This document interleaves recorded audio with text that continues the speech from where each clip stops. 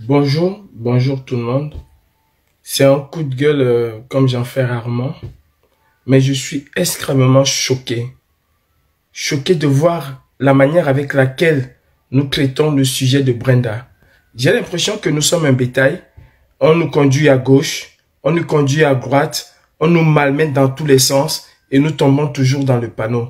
Vous venez vous indigner aujourd'hui de ce que Brenda ne trouve pas son ordonnance et tout le monde se met à jacasser sur la toile, à venir nous expliquer des choses farfelues et incongrues à propos de Brenda. Brenda, personne ne souhaite qu'elle soit malade.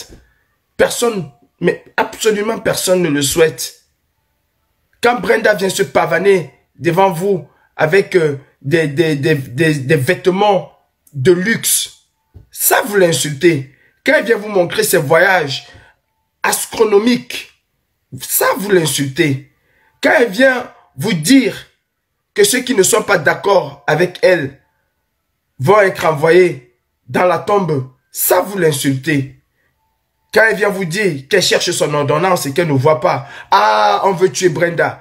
Sa propre maman veut la tuer, puisque il me souvient que nous disons tous que c'est Chantal Biya qui gouverne au Cameroun. Bon, Chantal Biya veut tuer sa propre fille. Oh, j'aurais tout vu. J'aurais tout entendu dans cette révolution. Mais je dis seulement une chose, c'est que j'ai l'impression, et ça, Charles Ateba Yenela dit, le problème des Camerounais, c'est les élites camerounais. Ces élites-là sont tellement idiots, sont tellement incongrus. Vraiment, je me demande où ils ont pris leur diplôme. J'oubliais, je dis tout le temps, les agrégés camerounais ont complètement désagrégé le Cameroun. Peu importe où ils se trouvent. Brenda s'est-elle indignée une seule fois de la petite Martha? Brenda s'est-elle indignée une seule fois du massacre de Garbou?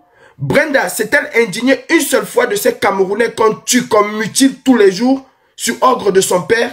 Brenda s'est-elle indignée une seule fois pour cette fille qui a perdu ses 4 bébés à l'hôpital?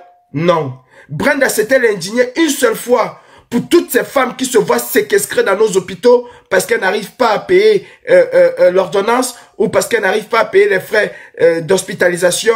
Non, elle ne s'est jamais indignée. Et vous venez aujourd'hui vous indigner du fait que Brenda vient vous montrer ses yeux. Qu'est-ce qu'on a à foutre avec cette grenouille nationale qui n'a absolument rien à cirer du peuple camerounais? Non mais, je me demande vraiment ce que nous faisons dans cette révolution. À gauche, on va. À droite, on va. Devant, on va. Derrière, on va. Le RDPC trouve toujours un moyen de nous donner un petit morceau et nous nous accrochons sur ce morceau-là. Vraiment, changeons un peu. Essayons de savoir exactement ce que nous voulons. Je n'ai pas la prétention d'avoir la science infuse. Au contraire, je n'ai même pas été à l'école. Alors, ça ne sert à rien de venir m'insulter. Je ne connais absolument rien. Mais je réfléchis quand même un peu. Parce que Brenda, pour moi, c'est rien du tout. Cette grenouille nationale ne représente rien pour moi. En pidgin, on dit, Piki for snake na snake. L'enfant du serpent, c'est le serpent. Et Brenda, elle est aussi pire que son père. Parce que depuis qu'elle est consciente, depuis qu'elle est majeure, depuis qu'elle a cette faculté de réflexion, elle ne s'est jamais indignée sur la misère et la galère des Camerounais. Au contraire, elle les insulte et elle les nargue tous les jours en posant devant ses avions, en posant devant ses vêtements de luxe. Arrêtez un peu. Arrêtons.